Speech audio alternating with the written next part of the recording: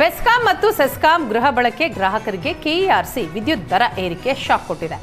1 ಯೂನಿಟ್ಗೆ 56 ಪೈಸೆ ಹೆಚ್ಚಳ ಮಾಡಿ ಆದೇಶ ಹೊರಡಿಸಿದ್ದು, ಮೇ ತಿಂಗಳ ಬಿಲ್ನಲ್ಲಿ ಪರಿಷ್ಕೃತ ದರ ಅನ್ವಯವಾಗಲಿದೆ.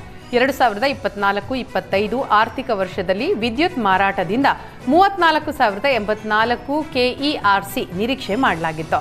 ಆದರೆ 32,019 ಕೋಟಿಯಷ್ಟೇ ಆದಾಯ ಬಂದಿದೆ.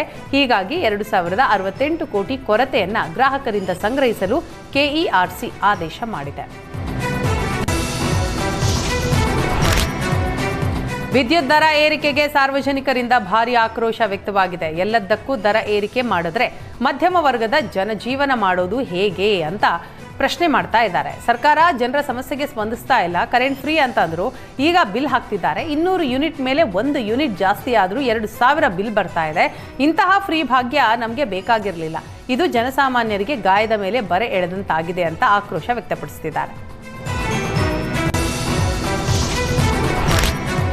ರಾಜ್ಯ ರಾಜಧಾನಿ ಬೆಂಗಳೂರಿನಲ್ಲಿ ಎಲ್ಪಿಜಿ ಸಮಸ್ಯೆ ಮುಂದುವರೆದಿದೆ. ಗ್ಯಾಸ್ ಇಲ್ಲದೆ ಬಹುತೇಕ ಗ್ಯಾಸ್ ಬಂಕ್ ಕ್ಲೋಸ್ ಆಗಿದೆ. Chamarajpet Bharat petroleum gas bunk ಮುಂದೆ ಕಿಲೋಮೀಟರ್ ಗಟ್ಟಲೆ ಆಟೋಗಳು ಕ್ಯೂ ನಿಂತಿವೆ. ಖಾಸಗಿ ಆಟೋ ಗ್ಯಾಸ್ ಬಂಕ್ಗಳಲ್ಲಿ ಮನಸೋ ಇಚ್ಛೆ ದರ ಏರಿಕೆ ಮಾಡಲಾಗಿದೆ. ಹೀಗಾಗಿ ಬೇರೆ ಬೇರೆ ಭಾಗದಿಂದ ಸರ್ಕಾರಿ ಗ್ಯಾಸ್ ಬಂಕ್ಗಳಿಗೆ ಬಂದು ಗ್ಯಾಸ್ ಹಾಕಿಸಿಕೊಳ್ತಾ ಇದ್ದಾರೆ ಆಟೋ ಚಾಲಕರು. ಆಟೋ ಎಲ್ಪಿಜಿ ಗ್ಯಾಸ್ ಅಭಾವ ಹಿನ್ನೆಲೆ ಆಟೋ ಚಾಲಕರಿಗೆ ಪರಿಹಾರ ನೀಡಲು ಆಗ್ರಹಿಸಿ ಫ್ರೀಡಂ ಪಾರ್ಕ್ನಲ್ಲಿ ಆಮ್ ಆದ್ಮಿ ಪಕ್ಷ ಪ್ರತಿಭಟನೆ ನಡೆಸಿದೆ. ಆಟೋಗೆ ಹಗ್ಗ ಕಟ್ಟಿ ಎಳೆಯೋ ಸರ್ಕಾರದ ವಿರುದ್ಧ ಧಿಕ್ಕಾರ ಕೂಗಿ ಆಕ್ರೋಶ ವ್ಯಕ್ತಪಡಿಸಿದ್ದಾರೆ. ಕಳೆದ 2-3 ವಾರಗಳಿಂದ ಆಟೋ ಎಲ್ಪಿಜಿ ಗ್ಯಾಸ್ಗಾಗಿ ಪರದಾಟ ಮಾಡ್ತಾ ಇದ್ದು, ಆಟೋ ಚಾಲಕರಿಗೆ ಜೀವನ ನಡೆಸೋದು ಕಷ್ಟ ಆಗ್ತಾ ಇದೆ. ಪರಿಹಾರ ನಿಧಿ ಬೇಡಿಕೆ ಇಟ್ಟು ಬೃಹತ್ ಪ್ರತಿಭಟನೆ ಮಾಡಿದ್ದಾರೆ. ಮಹಿಳಾ ಮೀಸಲಾತಿ ವಿಧೇಯಕ ಸೋಲಿನ ಬೆನ್ನಲ್ಲೇ ಕಾಂಗ್ರೆಸ್ ವಿರುದ್ಧ ಕೇಂದ್ರ ಸಚಿವ ಕುಮಾರಸ್ವಾಮಿ ಕುಟುಕಿದ್ದಾರೆ. ಕರಾಳ ಇತಿಹಾಸ ಮರುಕಳಿಸಿದೆ. 3 ದಶಕಗಳ ನಂತರವೂ ಕಾಂಗ್ರೆಸ್ ಪಕ್ಷದ ಮಹಿಳಾ ವಿರೋಧಿ ಮನಸ್ಥಿತಿ ಕೊಂಚವೂ ಬದಲಾಗಿಲ್ಲ. ಇದಕ್ಕೆ ಲೋಕಸಭೆ ಸಾಕ್ಷಿಯಾಯಿತು ಅಂತ ಟ್ವೀಟ್ ಮಾಡಿ ಆಕ್ರೋಶ ವ್ಯಕ್ತಪಡಿಸಿದ್ದಾರೆ. ಮಹಿಳಾ ಮೀಸಲು ಮಸೂದೆಯನ್ನ ಸೋಲಿಸಿದ ಕೂಟದ ಶಕ್ತಿಗಳನ್ನ ರಾಷ್ಟ್ರದ ನಾರಿ ಶಕ್ತಿ ಎಂದಿಗೂ ಕ್ಷಮಿಸೋದಿಲ್ಲ. ಇದು ಮಾತೃಶಕ್ತಿಗೆ ಆಗಿರೋ ಅಪಮಾನವಾಗಿದ್ದು, ಇದಕ್ಕೆ ಕಾರಣರಾದ ಎಲ್ಲರೂ ತಕ್ಕ ಶಾಸ್ತಿ ಅನುಭವಿಸಬೇಕಾಗತ್ತೆ. ಜನ ನಿರಾಶ್ರರಾಗಬೇಕಿಲ್ಲ.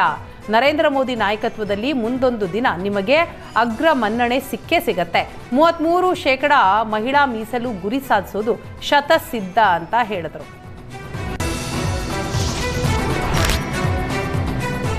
ಬೆಂಗಳೂರು ನಗರದಲ್ಲಿ ಡ್ರ್ಯಾಗ್ ರೇಸ್ ಹೆಚ್ಚಾಗಿದ್ದು, ಮಾಡಿಫೈ ಕಾರ್ ಬೈಕ್ನಲ್ಲಿ ಶಬ್ದ ಮಾಲಿನ್ಯ, ಸೈಲೆನ್ಸರ್ನಲ್ಲಿ ಬೆಂಕಿ ಬರೋ ಹಾಗೆ ಮಾಡಲಾಗ್ತಾ ಇದೆ. ಟ್ರಾಫಿಕ್ ಪೊಲೀಸರು ಅದೆಷ್ಟೇ ಕಠಿಣ ಕ್ರಮ ತೆಗೆದುಕೊಂಡ್ರೂ ಪ್ರಯೋಜನ ಇಲ್ಲ. ಗುರುವಾರ ರಾತ್ರಿ ಡೈರಿ ಸರ್ಕಲ್ನಿಂದ ಜಯದೇವ ಹಾಸ್ಪಿಟಲ್ ಕಡೆ ಸಾಗುವ ರಸ್ತೆಯಲ್ಲಿ ಪುಂಡನೋರ್ವ ಕಾರಿನಲ್ಲಿ ಜೋರಾಗಿ ಸದ್ದು ಮಾಡ್ತಾ ಅಕ್ಕಪಕ್ಕದ ಸವಾರರಿಗೂ ಕಿರಿಕ್ ಮಾಡಿದ್ದಾನೆ. ಪೊಲೀಸರ ಭಯ ಇಲ್ಲದೆ ಹದ್ದು ಮೀರಿ ಮೆರಿತಾ ಇರೋ ಪುಂಡರ ವಿರುದ್ಧ ಕ್ರಮಕ್ಕೆ ಆಗ್ರಹಿಸಿದ್ದಾರೆ.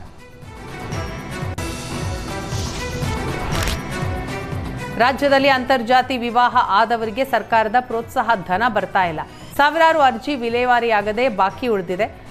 ಸಿದ್ದರಾಮಯ್ಯ ಸರ್ಕಾರ ರಾಜ್ಯದಲ್ಲಿ ಜಾತಿ ವ್ಯವಸ್ಥೆಯ ಗೋಡೆಗಳನ್ನು ಕೆಡವಿ ಸಾಮಾಜಿಕ ಸಾಮರಸ್ಯ ಮೂಡಿಸುವ ನಿಟ್ಟಿನಲ್ಲಿ ಸರ್ಕಾರದಿಂದ ಯೋಜನೆಯನ್ನ ಜಾರಿಗೆ ತಂದಿತ್ತು. ಆದರೆ ಈಗ ಯೋಜನೆಗೆ ಆರ್ಥಿಕ ಸಂಕಷ್ಟ ಎದುರಾಗಿದೆ. ಕಳೆದ 3 ವರ್ಷಗಳಿಂದ 5,000 ಅರ್ಜಿಗಳು ಬಾಕಿ ಇವೆ.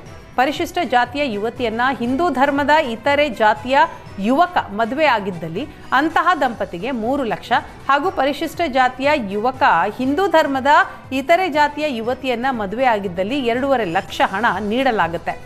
ಆದ್ರೀಗ ಸಮಾಜ ಕಲ್ಯಾಣ ಇಲಾಖೆಯಿಂದ ಹಂಚಿಕೆ ಆಗಬೇಕಿದ್ದ ಅನುದಾನ ಸಿಗ್ತಾ ಇಲ್ಲ. ಬೆಂಗಳೂರಿನಲ್ಲಿ ಈ ವರ್ಷ ಒಟ್ಟು 49 ಕೋಟಿ ಮೌಲ್ಯದ 1,735 ಕೆಜಿ ಡ್ರಗ್ಸ್ ಎನ್ಸಿಬಿ ನಾಶಪಡಿಸಿದೆ. ಮಾದಕ ವಸ್ತುಗಳ ವಿರುದ್ಧ ಕಾರ್ಯಾಚರಣೆ ನಡೆಸಿದ ಎನ್ಸಿಬಿ ಹೊಸಕೋಟೆ ಬಳಿಯ ಸೆಂಚುರಿ ರಿಫೈನರಿ ಘಟಕದಲ್ಲಿ 128 ಕೆಜಿ ಡ್ರಗ್ಸ್ ನಾಶ ಮಾಡಿದೆ. ಕಳೆದ ಫೆಬ್ರವರಿ 5ರಂದು 11 ಕೋಟಿ ಮೌಲ್ಯದ 1,607 ಕೆಜಿ ಮಾದಕ ವಸ್ತು ನಾಶ ಮಾಡಲಾಗಿತ್ತು. ಒಟ್ಟಾರೆ ಈ ವರ್ಷ 49 ಕೋಟಿ ಮೌಲ್ಯದ 1,735 ಕೆಜಿ ಡ್ರಗ್ಸ್ ನಾಶ ಮಾಡಿದೆ. ಬನ್ನೇರುಘಟ್ಟ ಮೃಗಾಲಯಕ್ಕೆ ದಕ್ಷಿಣ ಆಫ್ರಿಕಾದಿಂದ 4 ಚೀತಾಗಳ ಆಗಮನವಾಗಿದ್ದು, ಬೆಂಗಳೂರು ವಿಮಾನ ನಿಲ್ದಾಣಕ್ಕೆ ಬಂದ 4 ಚೀತಾಗಳನ್ನು ಅರಣ್ಯ ಸಚಿವ ಈಶ್ವರ ಖಂಡ್ರೆ ಬರಮಾಡಿಕೊಂಡಿದ್ದಾರೆ. ಚೀತಾಗಳಿಗೆ ವಾತಾವರಣ ಹವಾಮಾನ ಬದಲಾವಣೆಯಾಗುವ ಕಾರಣ ಕ್ವಾರಂಟೈನ್ ಮಾಡಲಾಗಿದೆ. ಯಾವುದೇ ತೊಂದರೆ ಆಗದಂತೆ ಆರೋಗ್ಯ ಸಮಸ್ಯೆ ಎದುರಾಗದ ರೀತಿಯಲ್ಲಿ ಸೂಕ್ತ ನಿಗಾ ವಹಿಸಲು ಸೂಚಿಸಲಾಗಿದೆ. ಅಲ್ಲದೆ 30 ದಿನಗಳ ಕಾಲ ಗೊತ್ತುಪಡಿಸಿದ ಆಹಾರವನ್ನೇ ನೀಡಬೇಕು ಅಂತ ಸೂಚನೆ ನೀಡಲಾಗಿದೆ. ಜಿಬಿಎ ಚುನಾವಣೆ ಅವಧಿಯನ್ನ ಮುಂದೂಡುವಂತೆ ಸರ್ಕಾರ ರಾಜ್ಯ ಚುನಾವಣಾ ಆಯೋಗಕ್ಕೆ ಪತ್ರ ಬರೆದಿದೆ. ಗ್ರೇಟರ್ ಬೆಂಗಳೂರು ಪ್ರದೇಶದ ನಗರ ಸ್ಥಳೀಯ ಸಂಸ್ಥೆಗಳ ಚುನಾವಣೆ ನಡೆಸುವ ಅವಧಿಯನ್ನ ಸೆಪ್ಟೆಂಬರ್ 30ರವರೆಗೆ ವಿಸ್ತರಣೆಗೆ ಕೋರಲಾಗಿದೆ. ಜನಗಣತಿ ಕಾರ್ಯದಲ್ಲಿ ಇಡೀ ಆಡಳಿತ ಯಂತ್ರವು ತೊಡಗಿಸಿಕೊಂಡಿದೆ. ಎಣಿಕೆ, ಮೇಲ್ವಿಚಾರಣೆ, ತರಬೇತಿ ಹಾಗೂ ಲಾಜಿಸ್ಟಿಕ್ಸ್ಗಾಗಿ ವ್ಯಾಪಕ ಸಿಬ್ಬಂದಿ ನಿಯೋಜಿಸುವ ಅಗತ್ಯ ಇದೆ. ಇದರಿಂದಾಗಿ ಸ್ಥಳೀಯ ಸಂಸ್ಥೆಗಳ ಚುನಾವಣೆಗೆ ಸಂಬಂಧಿಸಿದ ಪೂರ್ವ ಸಿದ್ಧತಾ ಕಾರ್ಯಗಳಿಗೆ ಸೀಮಿತ ಅವಕಾಶ ಇದೆ.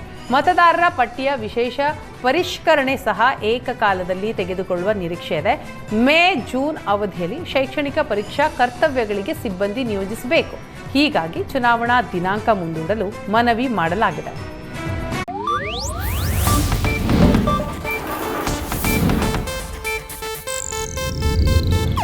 ಇದು ಏಷ್ಯಾನೆಟ್ ನ್ಯೂಸ್ ನೆಟ್ವರ್ಕ್ ಪ್ರಸ್ತುತಿ.